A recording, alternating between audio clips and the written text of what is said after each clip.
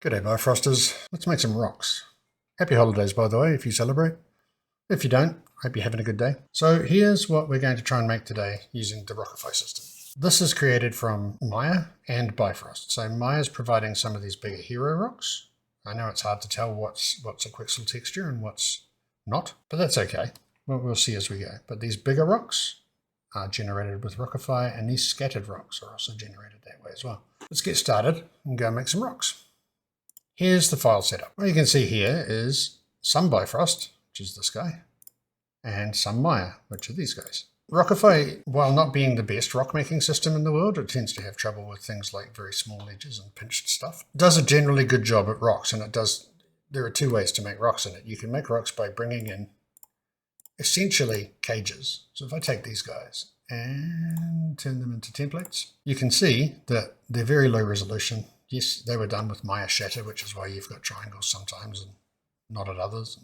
Interesting topology. I could retopo them. It doesn't really matter. Rockify doesn't care. So what I'm going to do is take you through how to build one, and then I'll show you how to build the entire scene. Oh, something I forgot to mention. The crater and the displacement, that is also something I've come up with. And it will be something I will be releasing as soon as I get it to work properly. So right now, that's the node there, just so you know. It has an awful lot of very unorganized options right now. I'm not going to go into how it works here, but I will be releasing at least the base crater that will make crater shapes and a displacement for you.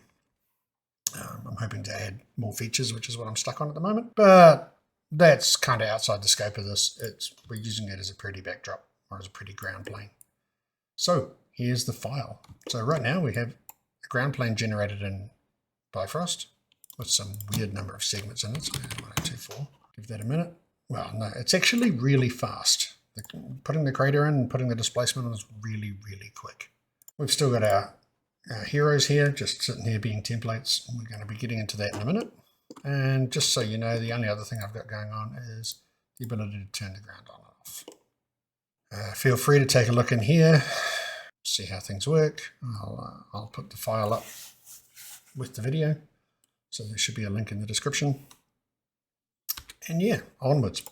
So before we go ahead and make these heroes, hide these guys, let's go and do it on one. And for that, I'm just going to turn off our ground plane. We're just going to work with one object here. Let's bring that in, middle click drag as usual. There it is. And I've turned that guy off. So what we'll do is we'll plug this into the false and we'll be able to see what's going on. So this is designed to be a cage, basically a cage to Rockify, to turn into a rock. And the way that Rockify lets you do this is the first thing I'm going to talk about. So let's get that down. It takes a minute to just sort its life out. And we plug this in. And we can plug it straight into the output. Give it a minute to do its calculations. Did I put that into true? I kind of think I did. Goodness me, not cool. Pop that there. And let's hide the Maya so we're not getting confused. There we go. So this is what you get straight out of the box. This is a low-res version, and the very first thing I want to talk about is how did I turn that guy into that guy. So let's have a look at the first menu here. The first menu here is subdivide. Full disclosure, I built this entire system to learn how to build UVs procedurally. So it's still being tweaked. Feel free to pull it apart and use it yourself. Hopefully there'll be some updates in the future. But moving on from that, let's take a look at the very first menu set here. And that's subdivide input. Now I can turn that off. And now that is the exact same number of vertices as what's coming in. It's not been subdivided at all. But if I want to subdivide it, and I can then change the detail size on it so I can get more or less detail. Just like you would with a volume, like so. The way this works is it converts the mesh to a volume. It's a solid volume. It stores the level set. All of these are pretty much default, apart from the stuff you need to change, which goes out to the inputs. Once it has a volume of it, it then subdivides it into a mesh. We'll make this editable, not explode it. That would make a hell of a mess. So we'll do it the other style. I'm going to throw it in a terminal. so we can start seeing things. Of course, it would help if I knew how to spell. So let's have a look at the volume. It's a reasonably simple SDF of the incoming mesh. Let's put that back up as well so we can see what's going on. And let's make sure we template it. So that way you can see the template inside it. So the volume is actually quite a lot larger than this. And that's okay, because what the volume is doing is it's, if you have a look at the info here, in the subdivide, optional volume containing the detail size property to use for adaptive subdivision and varied from property mode.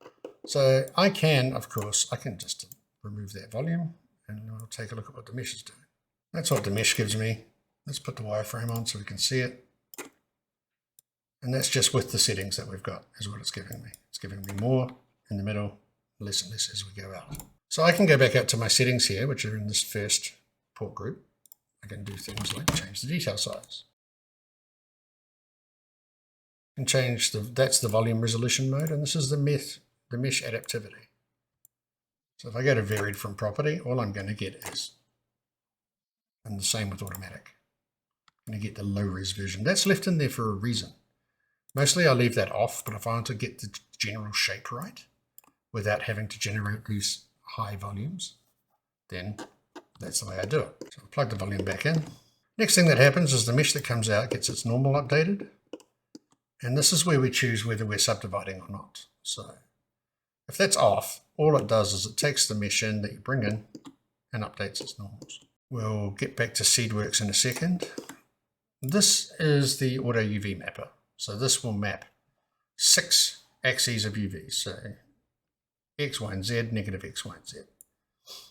This is what I built this for. I'm going to probably do a separate video on how this is, because UVs seem to be a handy thing.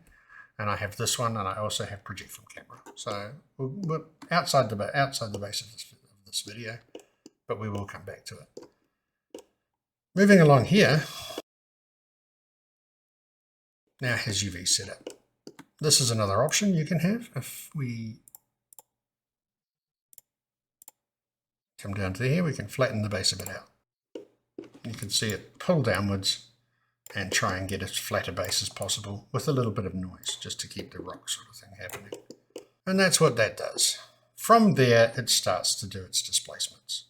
And really what the Rockify node is just a big, complicated displacement. The first thing it does is it displaces by a Worley noise. Worley noise is one of mine, and just as a note, you're going to absolutely need my compounds to make this happen. Let's just turn off wireframe here, and you can see the displacement there. So that's the first displacement it does. Comes down out of here and straight into displaces points by weight. I have options set up out here, so I can change the magnitude of the primary, make it quite a high magnitude. You can see it starts to shrink in. I'm over exaggerating here. It's to get those rocky plane shapes. Now, too high a magnitude on the primary is going to give you concave shapes like this, which is good for some rocks, bad for others. This is designed to be as useful as we possibly can. So I tend to leave that down a bit lower so that you've got just almost planes with some ridges. It's looking pretty good.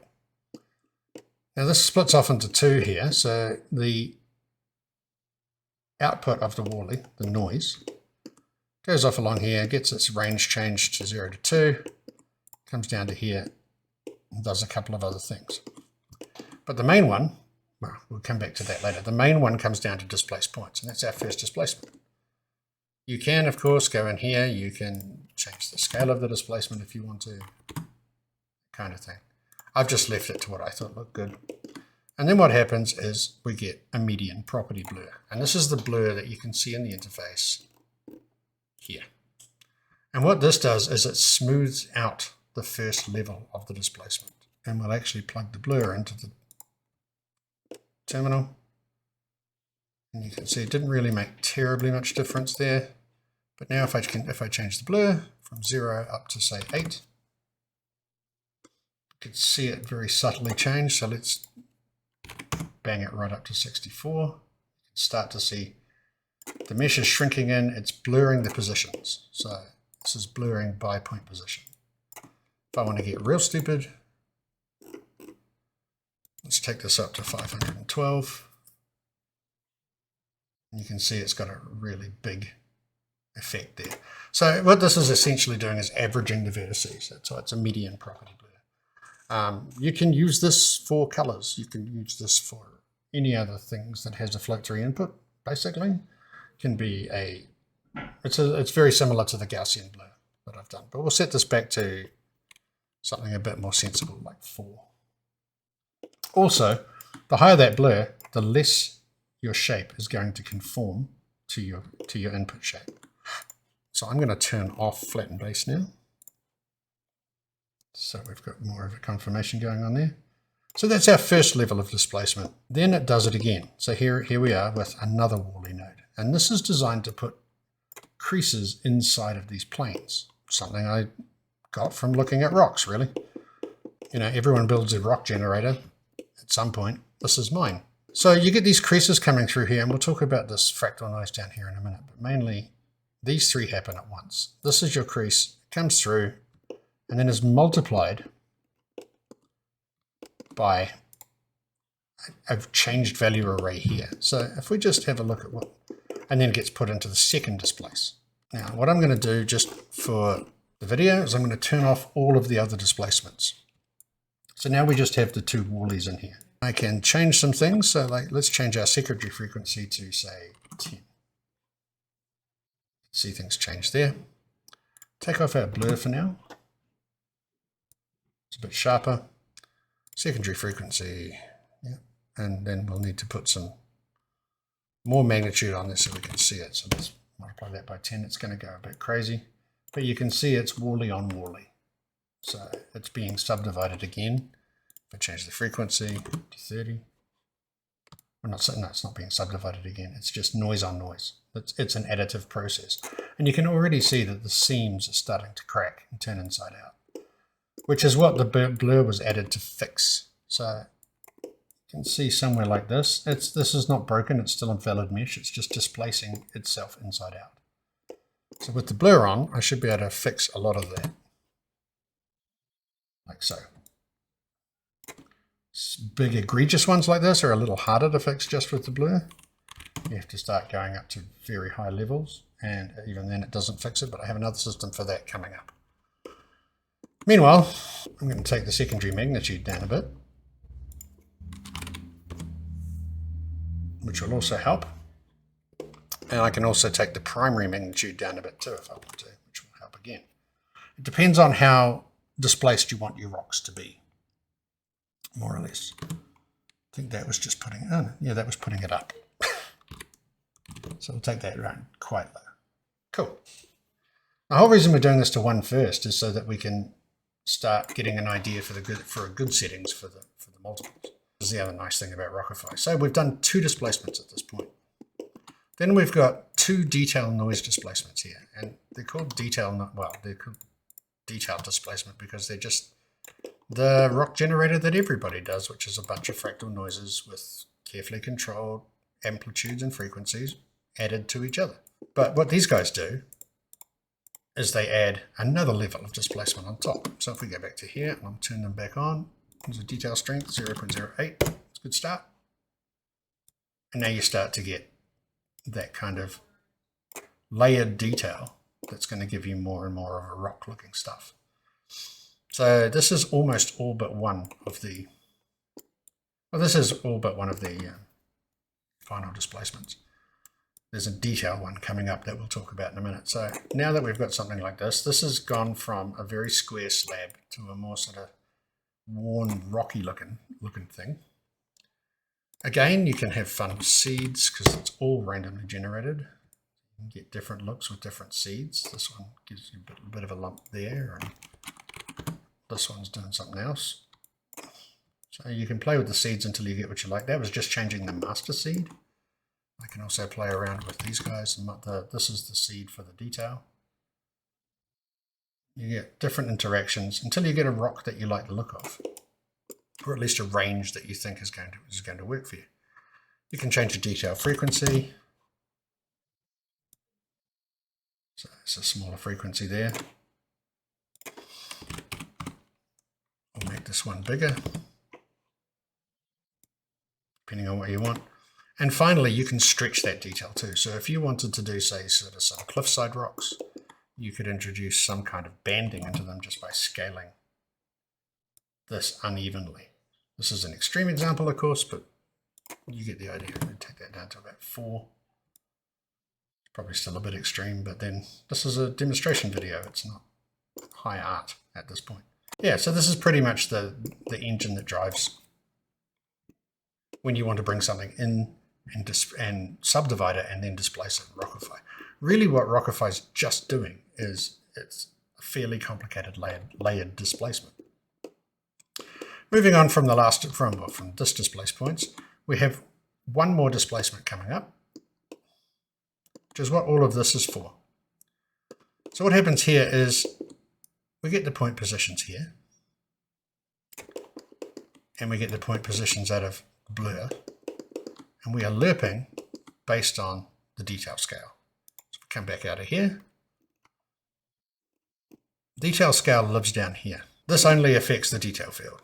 So this is what we're doing here, is building a field, and you can see it here, where you can put in your own field to get the detail displacement you want. If that field is empty, it's going to use a couple of fractal noise fields. One is the field as the displacement itself, one is the mask. So if I just bring my terminal along, my handy terminal along to the last displace points, you can see a couple of things happen here, even though I've got detail field turned off. So field detail, this also affects the other detail as well. So detail scale, let's get that back to 3. You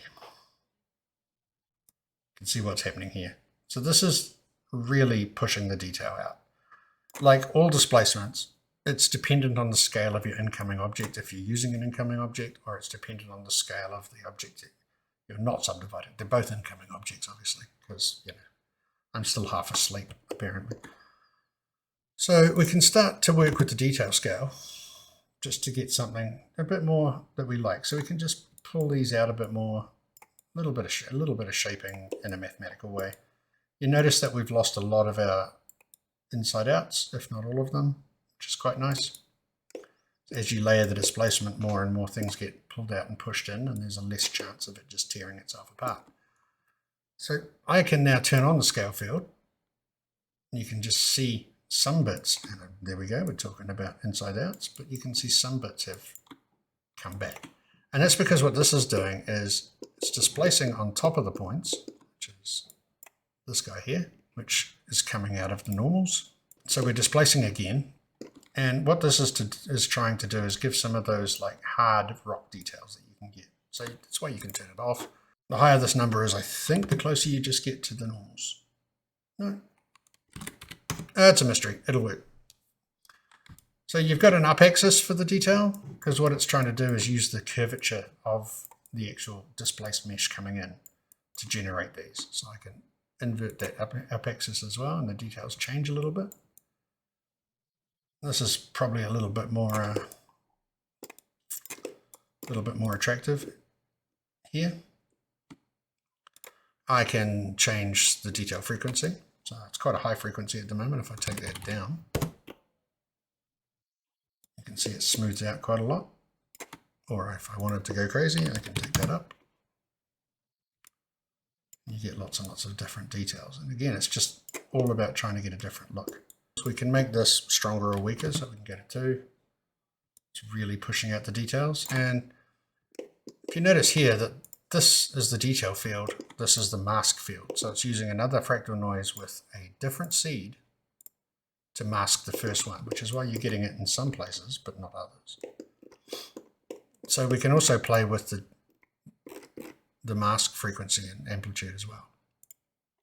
So if I wanted, say, a bigger magnitude on that, I'm going to get more details. Obviously, I'm pushing this too hard, but I just wanted to be able to show you.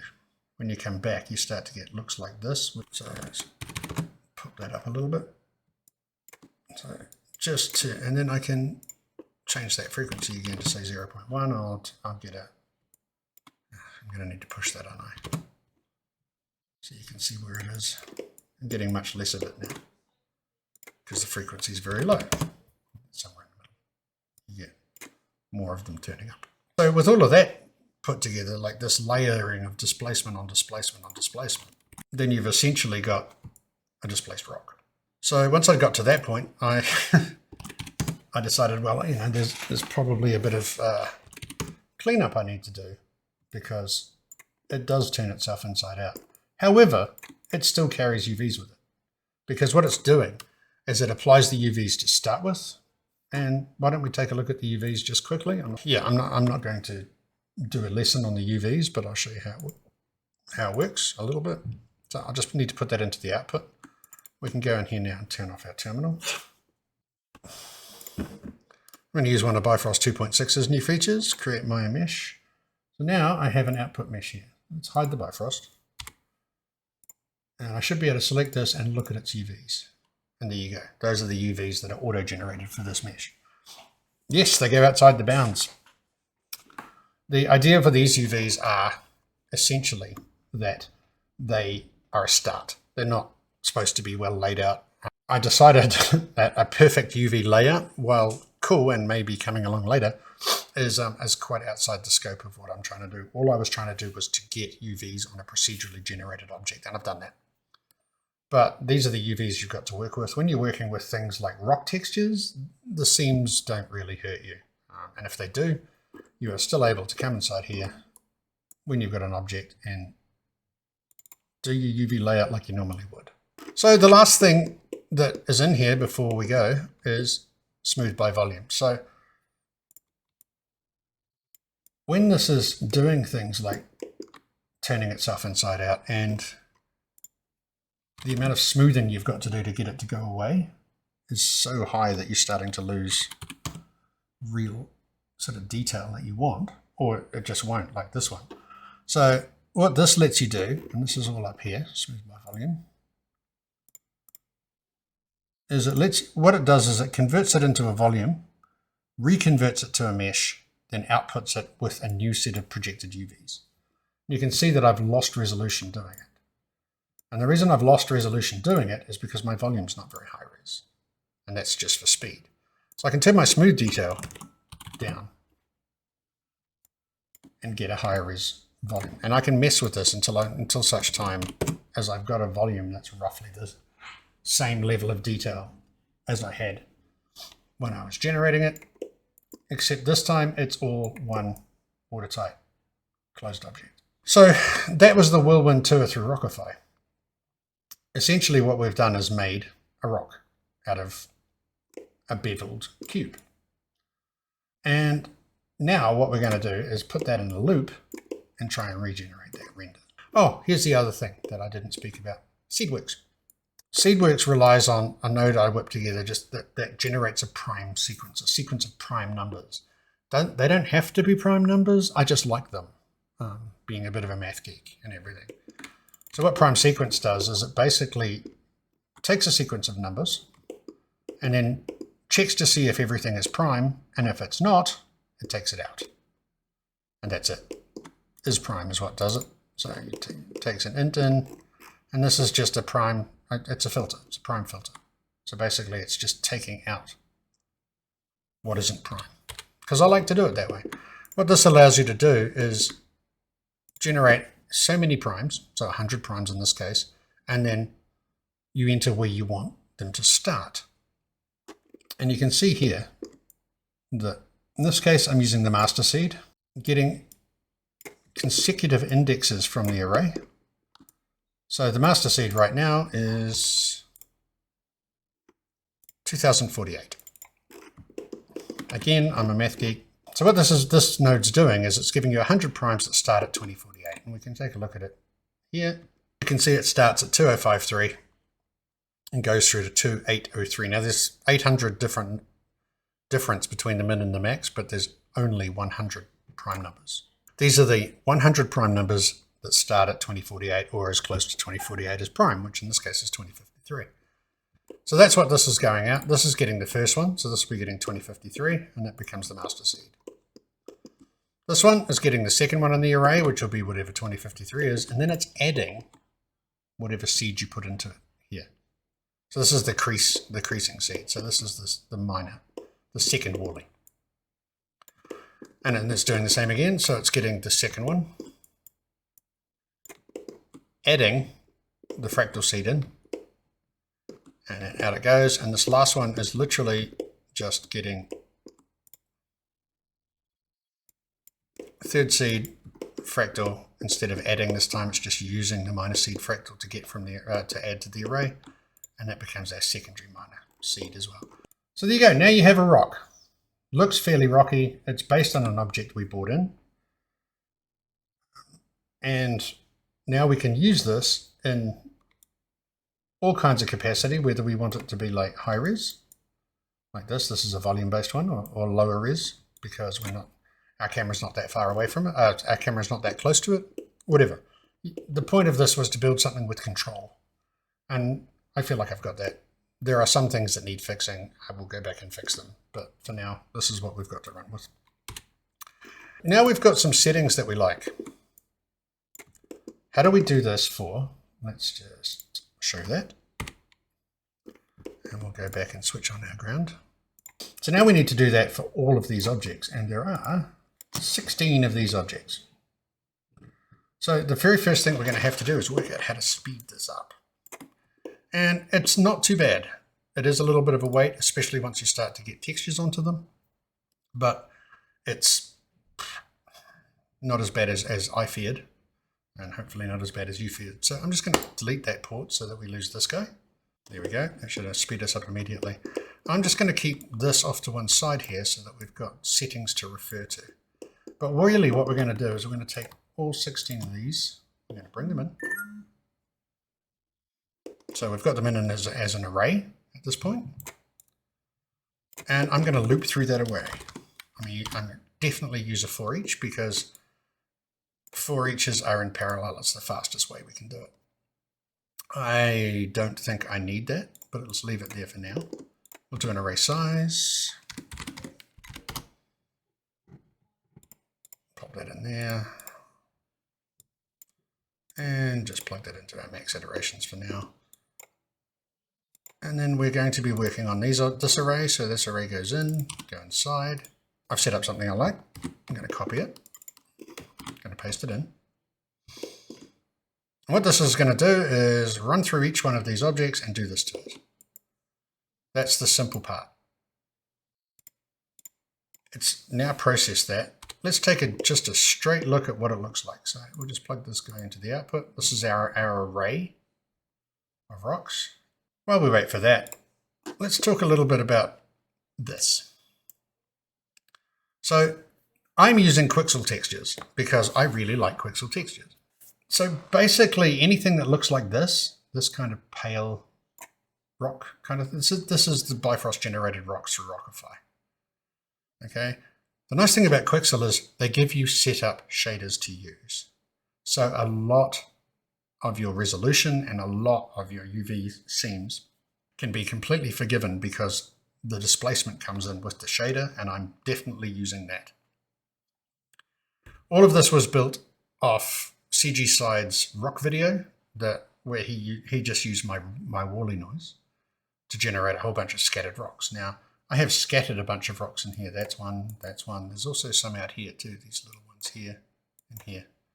So I've made a Rockify scatter, but the point is we don't have to be as precise with our displacement inside this loop, because the texture will do an awful lot of that for us. This guy here, for example, this guy, he looks great. This one too, they all look really good because the displacement is working, because Rockify puts UVs on. And these are all built off 6 planes. And yes, even the bits where I used Maya Shatter hasn't come out bad.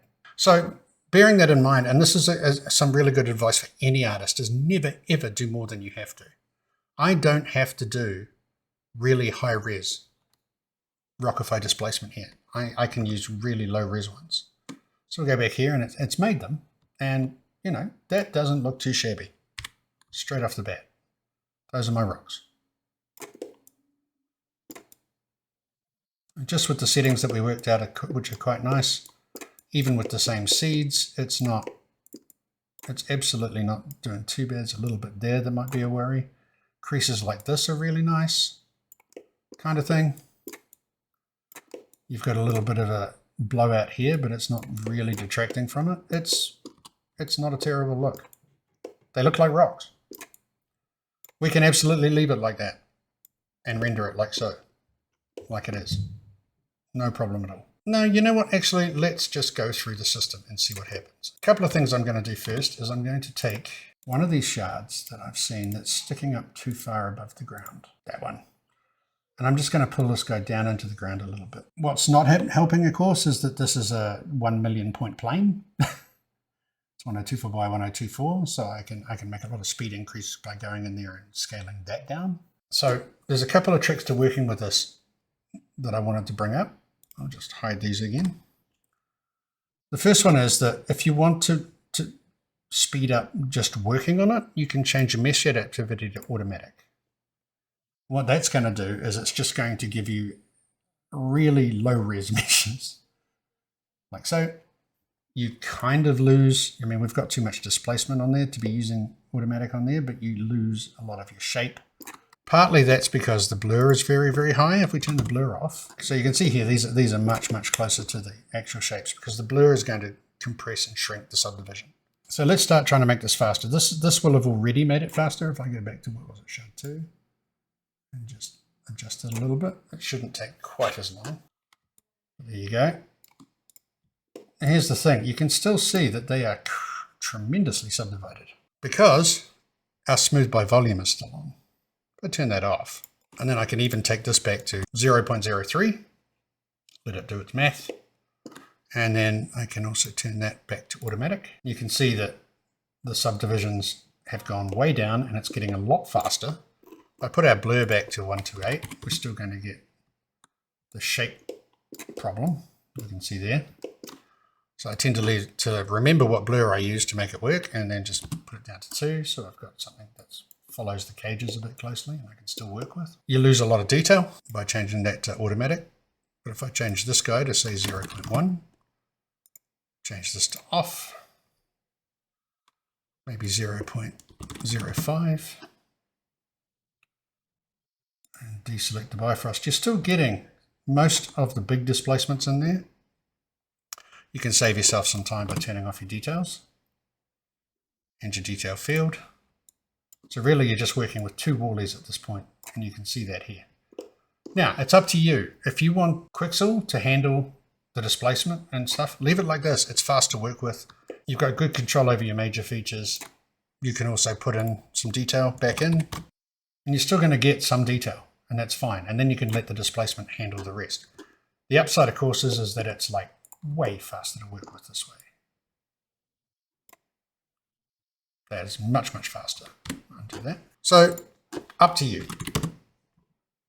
And it's also up to the job you're doing. What it's most useful for is putting UVs on procedurally generated objects. And if you're terribly worried about all the inside outs we're getting, you can even still turn smooth by volume back on. Just try and make your smooth detail match your detail size. We'll see what kind of result that gets us. That was quick. No, sorry, they're not too heavy, they're heavier. Turn it off and show you the difference. They tend to puff a little bit, which you can change by turning your blur back up. Get that to 16, and that'll shrink them down again. Yet still you are still got your gross and major details there. So I'm going to go with something like that, and then very, very quickly show you how to get the Quixel textures into it. And we'll see if we can get a render up. All right, crater, stones. Time to texture them. There's a couple of things you need to know about texturing in Bifrost and Quixel. So here's the nice thing about Quixel shaders. You can go over to Bridge. Here's one I want to use for the ground. I have already downloaded it. I can just export it successfully. Then when I come over here to my hypershade, I have the shader ready to go. I need to drag in this one, which is the ground material. And I need to drag in the displacement shader as well. So to get the displacement shader, I look at everything that's coming into the shading group, and this is the displacement going in here. So I need to drag that one in as well. Now this is going to be for the ground. This is not for the rocks.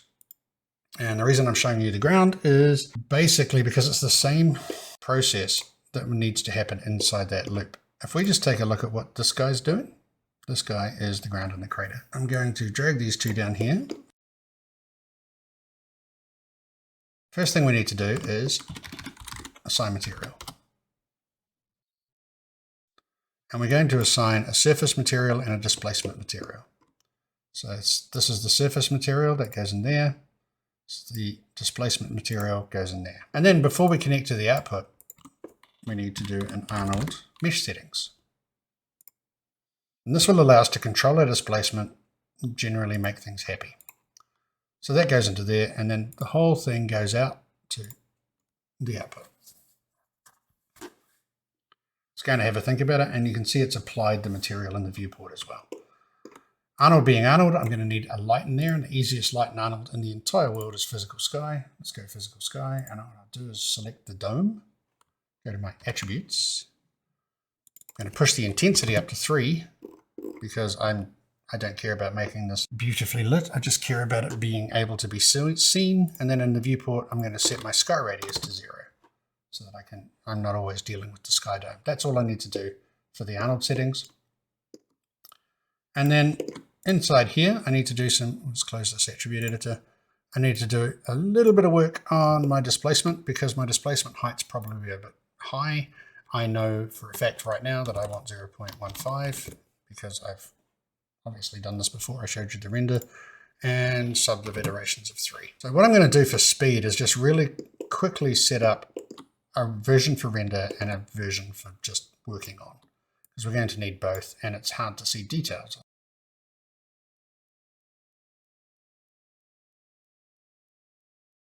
That's what I wanted. Now with the flick of a switch, I can render the ground anyway. Only problem with the ground right now is it has absolutely no UVs on it. So I'm going to need to really quickly set up UVs on it, and this brings me to another one of my nodes, which, falls in with this, which is map UV from camera. So this is really, really simple. All it's doing is it takes in the mesh, which is this, and then it needs the camera inverse world matrix, which is, super simple to set up. Now I'm going to just project straight down from the top. So in that case, I need to make a new input. And I need to bring that input in from outside Bifrost. So that's a Maya thing. This is the node editor time. So there we are. I'm just going to let it stay the same name. Windows, node editor. I need the Bifrost. Let's clear that first to make things easier. I need the Bifrost itself, and I want the top camera. Okay, so the 2 shape nodes, we'll just get those displaying everything. World inverse matrix, that's what I need. So that guy goes into camera inverse world matrix here. And my UVs have been mapped. Deselect that and switch it over to the render version, and let's take a look at what Arnold gives us with this. So this is going to take a little while because Arnold needs some time to get everything sorted out for itself. So I will pause the video. After a little while, 1 minute and 30 seconds to be precise, you can see it there, but probably a little bit of initialization time as well. Arnold has come back with a render. So you can see that all of this looks fine. The UVs, it's a bit stretched as the crater goes down, but that's all right, it's just dirt.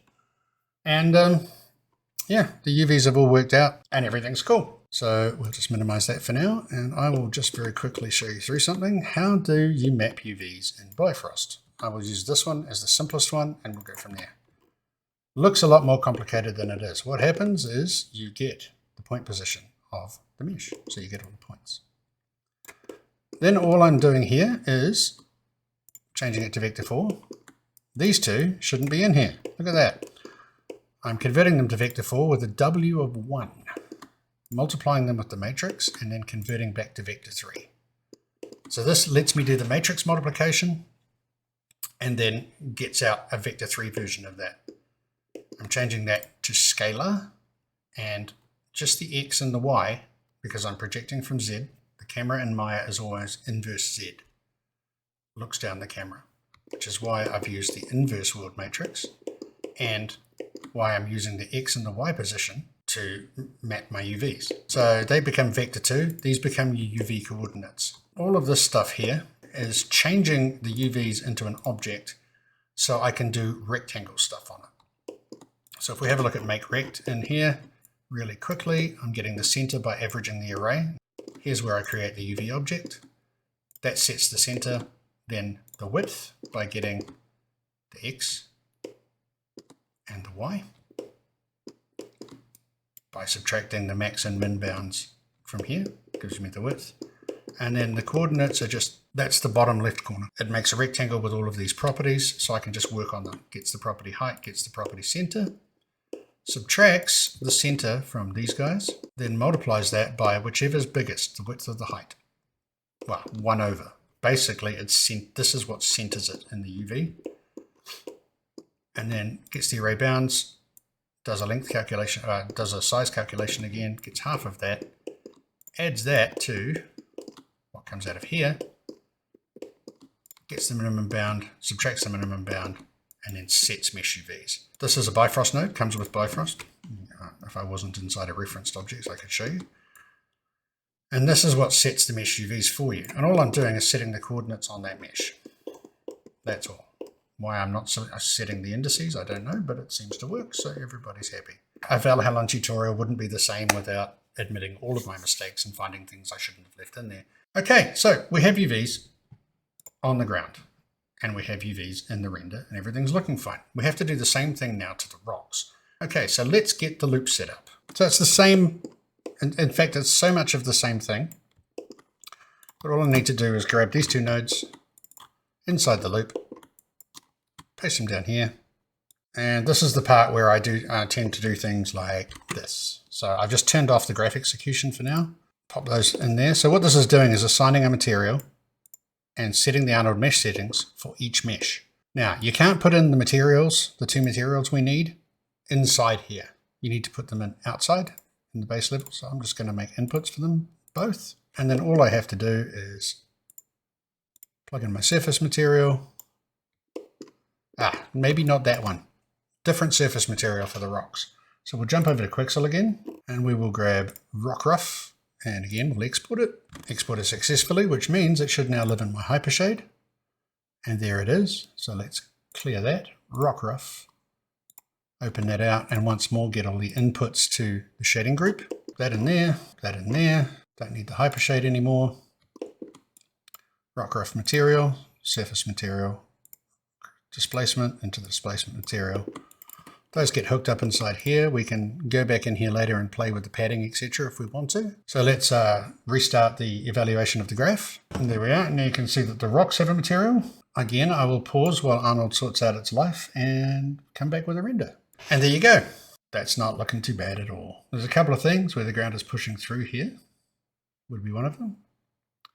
You can see the displacement coming from Quixel, which is working quite nicely, and that these guys are casting shadows because the mesh has been pushed out a bit.